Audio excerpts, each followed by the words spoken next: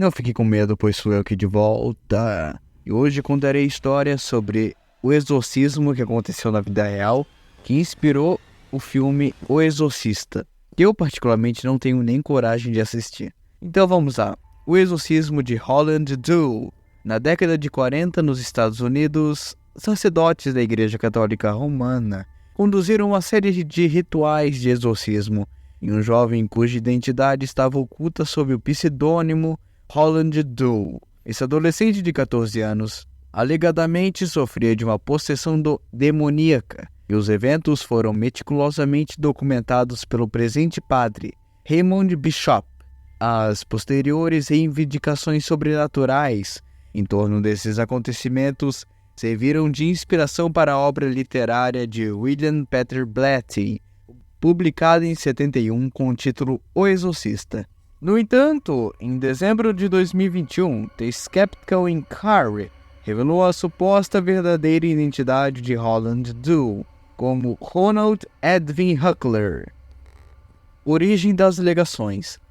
No meio de 49, vários artigos de jornal publicaram relatos anônimos sobre uma suposta possessão demoníaca e subsequente exorcismo. Esses relatos eram atribuídos ao ex-pastor da família Luther Mills Schutze. De acordo com uma das narrativas, um total de 48 pessoas testemunharam esse exorcismo, incluindo 9 jesuítas. Segundo o autor Thomas Allen, o padre jesuíta Walter Halloran foi um dos últimos sobreviventes a testemunhar os eventos e a participar do exorcismo. Allen descreveu que um diário mantido pelo padre Raymond Bishop detalhava o exorcismo realizado no jovem conhecido pseudonimamente como Holland Doe, ou até mesmo Robbie. Em 2013, Allen enfatizou que é impossível obter uma prova definitiva de que o garoto, conhecido apenas como Robbie, estava possuído por espíritos malignos. Halloran também expressou ceticismo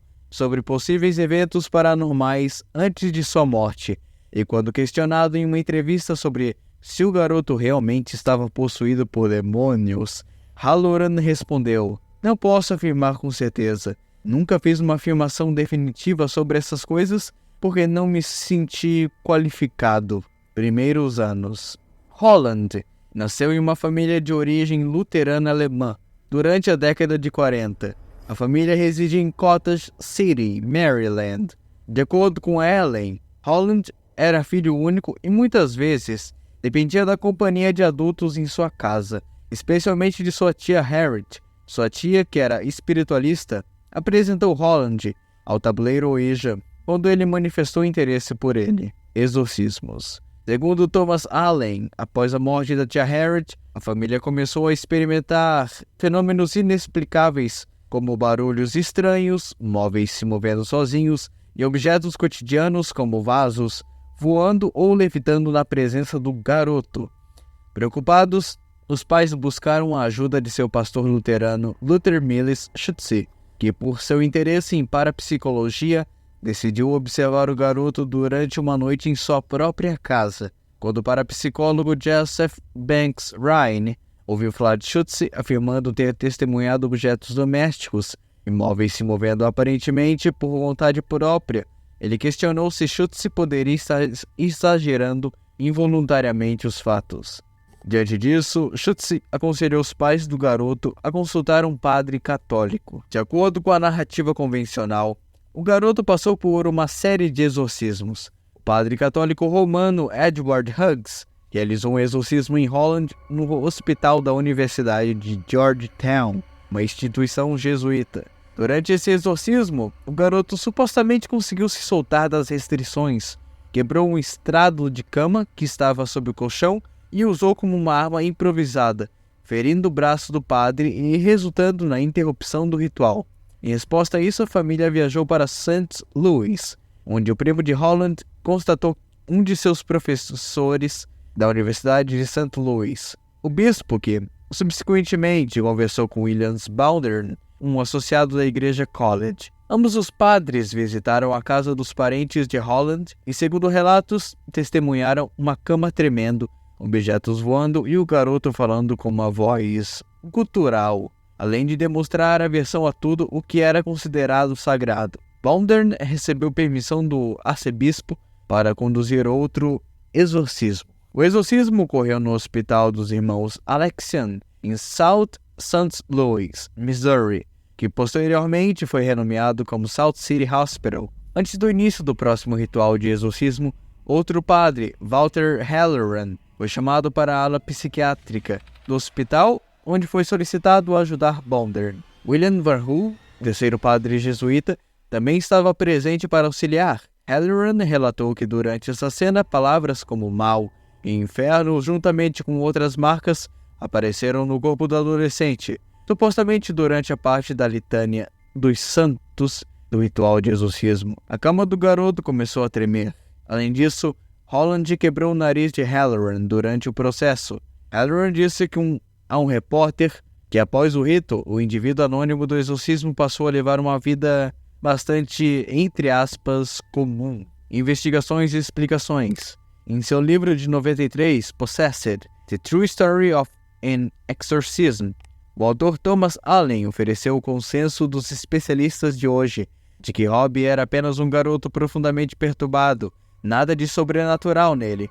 O autor Mark Opsanick questionou muitas das alegações sobrenaturais associadas a essa história, propondo que Holland Doe era simplesmente um garoto mimado e perturbado e fazia birra deliberadamente para chamar a atenção ou para escapar da escola.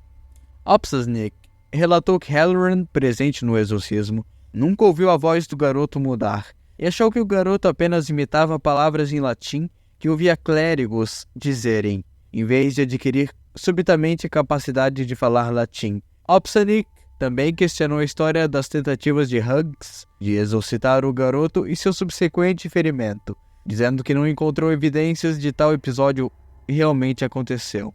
Durante sua investigação, Opsanick descobriu: o exorcismo não ocorreu em 3210 Bunker Hill Road em Mount Rainier, Maryland. O garoto nunca morou em Mount Rainier. A casa do garoto era em Cottage City, Maryland.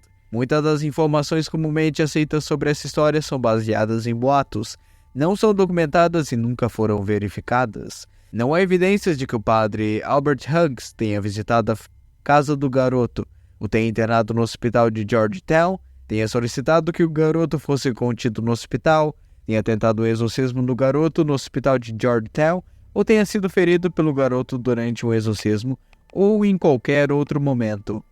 Há amplas evidências que refutam as alegações de que o padre Hughes sofreu um colapso emocional e desapareceu da comunidade de Cottage City. Segundo Opsanick, as pessoas ligadas ao incidente foram influenciadas por suas próprias especializações. Para os psiquiatras, Robbie Doe sofria de doença mental. Para os padres, era um caso de possessão demoníaca. Para escritores e produtores de cinema e vídeo, era uma ótima história para explorar comercialmente. Os envolvidos viram o que foram treinados para ver. Cada um alegou examinar os fatos, mas justamente o oposto era verdadeiro. Na realidade, manipulavam os fatos e enfatizavam informações que se adequavam às suas próprias agendas. Opsanick escreveu que depois de localizar e conversar com vizinhos e amigos de infância do garoto, a maioria dos quais ele só referenciou por iniciais, ele concluiu que o garoto era um malandro muito esperto, que fazia brincadeiras para assustar sua mãe e enganar as crianças do bairro. O cético Joe Nickell escreveu que simplesmente não há evidências credíveis que sugiram que o garoto estava possuído por demônio ou espíritos malignos, e afirma que os sintomas de possessão podem ser facilmente simulados por uma criança. Nickell descartou as sugestões de que as forças sobrenaturais causaram arranhões ou marcas, ou fizeram palavras aparecerem no corpo do garoto em lugares inacessíveis, dizendo um garoto determinado, provavelmente até mesmo sem um espelho, poderia facilmente ter realizado tal feito. Se realmente aconteceu, embora as mensagens arranhadas se multiplicassem, elas nunca mais apareceram em uma parte de difícil acesso da anatomia do garoto. Em uma ocasião, o garoto teria sido visto arranhando as palavras Inferno e Cristo em seu peito, usando suas próprias unhas. De acordo com Nickell, nada do que foi relatado de forma confiável no caso estava além das habilidades de um adolescente para produzir. Os acessos de raiva, transe, móveis em movimento, objetos arremessados, escrita automática, arranhões superficiais e outros fenômenos eram exatamente o tipo de coisas que alguém da idade de Ronald poderia realizar, assim como outros fizeram antes e depois dele. Na verdade, os elementos de fenômenos poltergeist, comunicação espiritual e possessão demoníaca, tanto separadamente quanto especialmente junto, à medida que um progredia para o outro, sugerem nada mais do que um jogo de interpretação envolvendo trapaça. Nickel também descartou histórias da força prodigiosa do garoto, dizendo que ele mostrou nada mais do que o que poderia ser despertado por um adolescente agitado, e criticou as representações populares do exorcismo por aquilo que ele chamou de uma representação estereotipada de livro de história do diabo. Perspectivas religiosas. 2 acadêmicos cristãos, Terry Cooper, professor de psicologia, e Cindy Eberson, professora de sociologia, escreveram que os defensores da possessão acreditam que, embora não sejam frequentes, os exorcismos são necessários para expulsar o demônio, e que casos de possessão genuína não podem ser explicados pela psiquiatria. Cooper e Epperson dedicaram um capítulo de seu livro Evil, Satan, Sin and Psychology ao caso e rejeitaram explicações naturais em favor de uma perspectiva sobrenatural sobre a natureza do mal. Literatura e cinema. Esse caso de exorcismo inspirou o romance de 71, O Exorcista, de William Peter Blatty, que posteriormente foi adaptado para o filme de terror de 73 com o mesmo título. O caso também serviu de inspiração para o filme de 2000, Possessed, que supostamente se aproximou mais da história do livro de Ellen. Um documentário foi produzido sobre o caso, intitulado In the Grip of Evil.